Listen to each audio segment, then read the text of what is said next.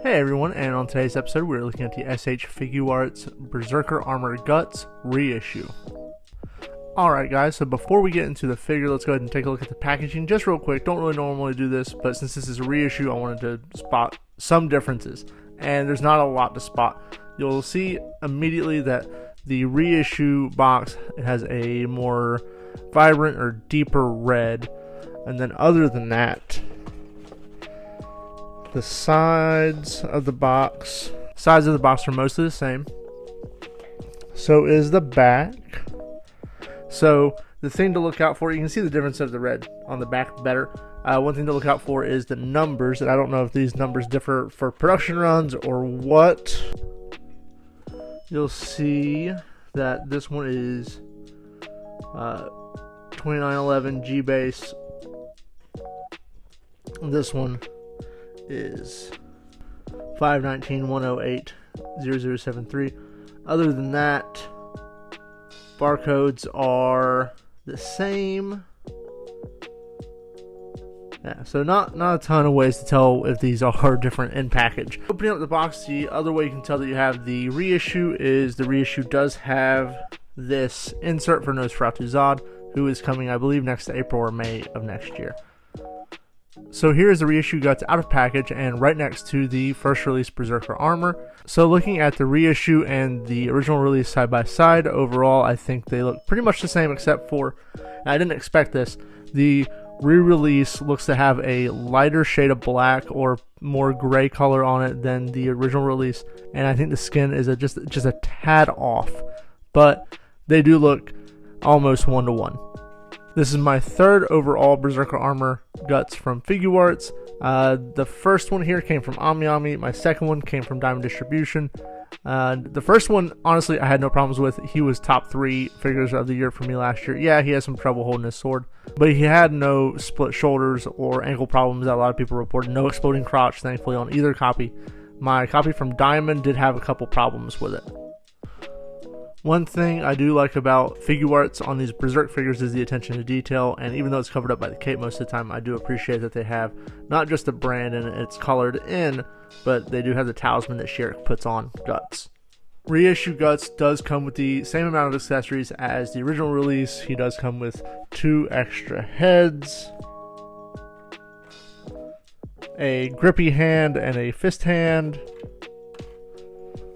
multiple hands for the cannon arm, additional cannon arms, the crossbow, and the cannon arm, Dragonslayer, the backstock of the crossbow to go in his bag on the back, his knife that doesn't like to stay in, a bayonet, and the cape,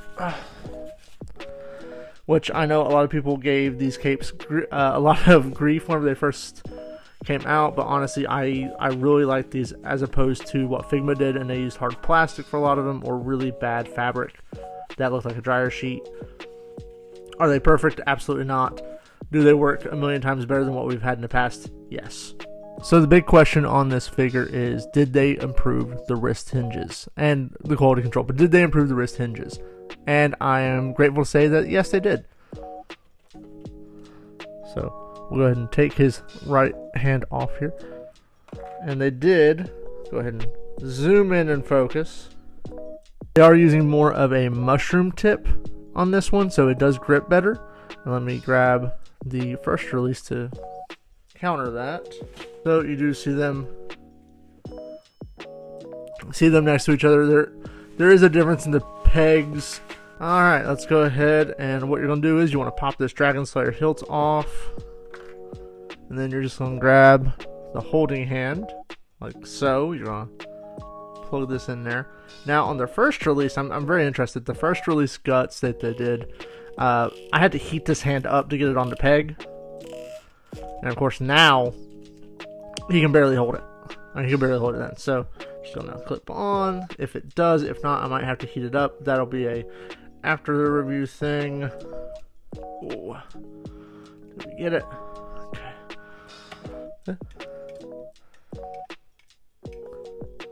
Well, we can say that he holds his sword better than first release Guts. So that's a plus.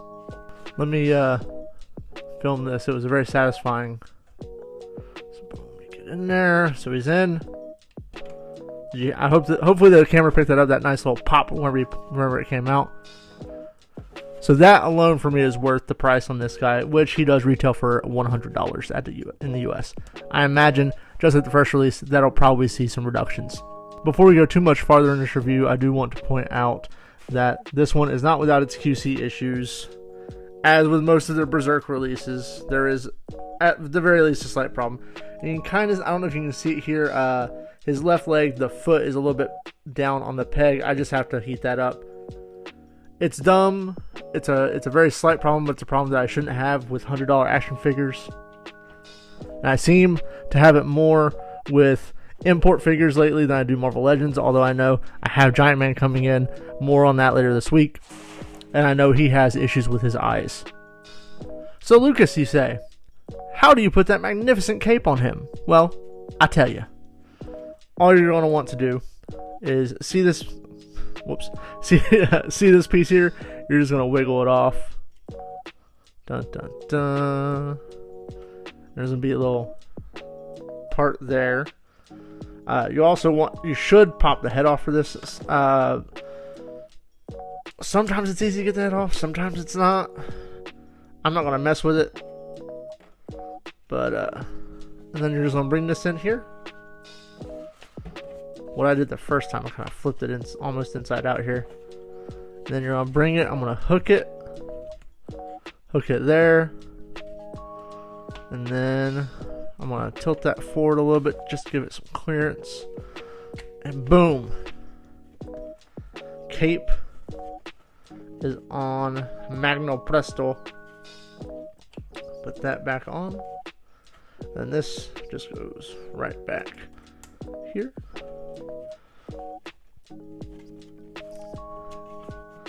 And Guts has his cape. Once again, not the best cape, not the worst cape, but it on a scale of Figma capes to GPS lock capes that I use for Marvel Legends, this does skew closer to the wire GPS lock. And before I leave y'all, let's go ahead and talk about Articulation.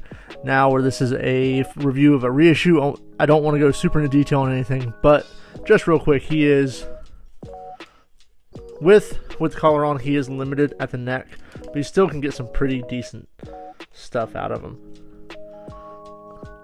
Shoulders go up about that high, and they are on that Revoltech joint that a lot of people hate. Time will tell. You know, I'm not seeing any stress or anything on this. Time will tell how these hold up, but we do get really nice rotation. And one of the design things that doesn't get enough praise on this is the armor does move out of its own way. Nice waist ball joint here. I've seen mods, and I've tried the mod where you lengthen his torso to increase to make up for his stockiness. I might end up doing that on this one. It's just simple heat and pop, and you add a tube to it. Really good range of movement here. Elbows double jointed. He does have bicep swivel, so he can wield that Dragonslayer very well. Wrist is on a ball joint, ball peg.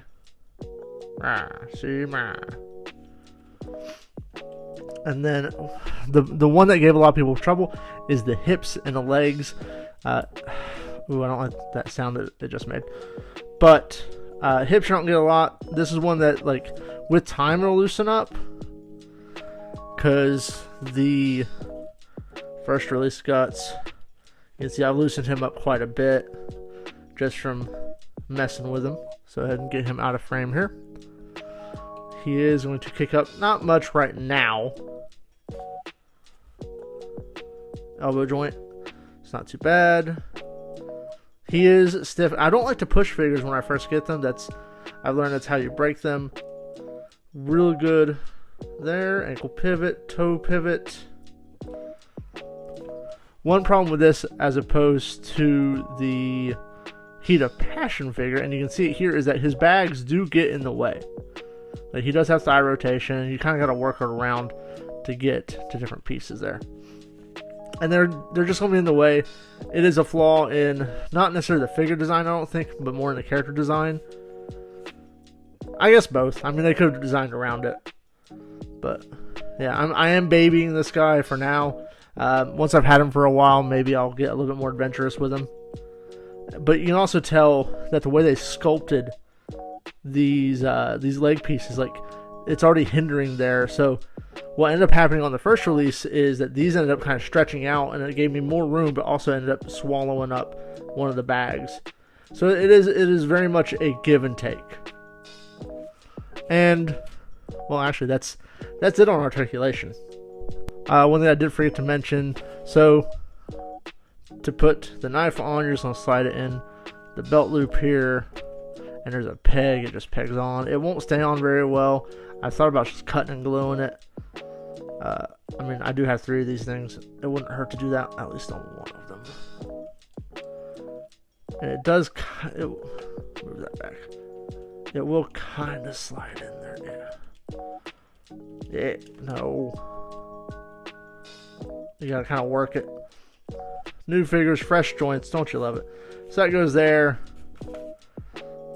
This piece stores back here, which I'm gonna tempt fate. Did I do that right? Yeah. Allow me to tempt fate.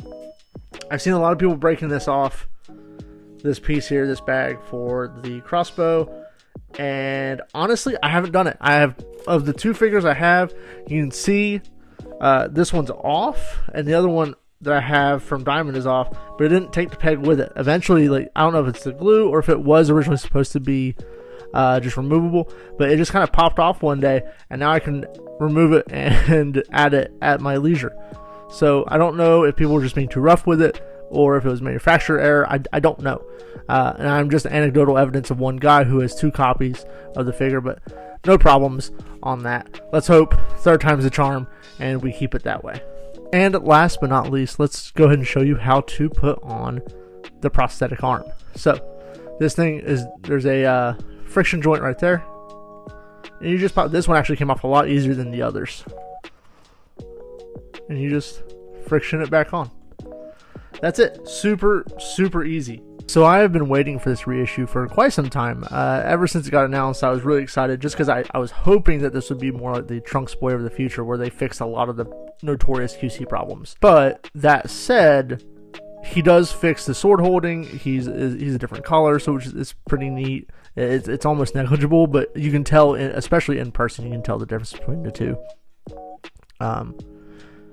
He feels, I don't know if I could say he feels better than the other 2 figures. He feels about the same. And once I get him broke in, I'll have more of an opinion.